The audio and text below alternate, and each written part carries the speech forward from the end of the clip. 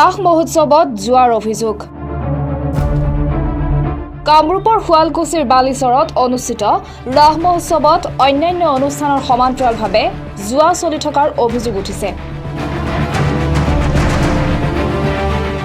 ৰাস মহোৎসৱত আগৰ দৰে এইবাৰো ভাগ্য পৰীক্ষাৰ অনুমতি দিয়া হৈছে যদিও ভাগ্য পৰীক্ষাৰ নামত এইদৰে যোৱা চলি থকাৰ অভিযোগ উঠিছে।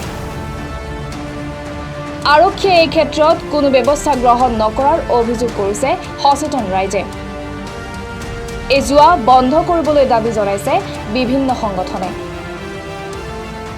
হয়, শুৱালকুছিত অনুষ্ঠিত ভগৱান শ্ৰীকৃষ্ণৰ ৰাস মহোৎসৱত আমি মুকলিকৈ যোৱা মেলা দেখিবলৈ পাইছোঁ আৰু এই যোৱা মেলাই আমাৰ ছাত্ৰ ছাত্ৰীসকলক এটা ধ্বংসৰ গৰাহলৈ ঠেলি নিব বুলি আমি দেখা পাইছোঁ আৰু আমি বিভাগীয় কৰ্তৃপক্ষ জিলা প্ৰশাসনক আমি দাবী জনাইছোঁ যে তেখেতসকলে এনেকুৱা ধৰণৰ মুকলি যোৱাৰ বিৰুদ্ধে ব্যৱস্থা গ্ৰহণ কৰিব লাগে। অন্যথা আমাৰ যি নৱপ্ৰজন্ম আৰু যি ছাত্ৰ ছাত্ৰীসকল সেই ছাত্ৰ ছাত্ৰীসকল এটা বহুত বেয়া দিশলৈ যোৱা আমি দেখা পাইছোঁ। Bureau report B24 Assam north east.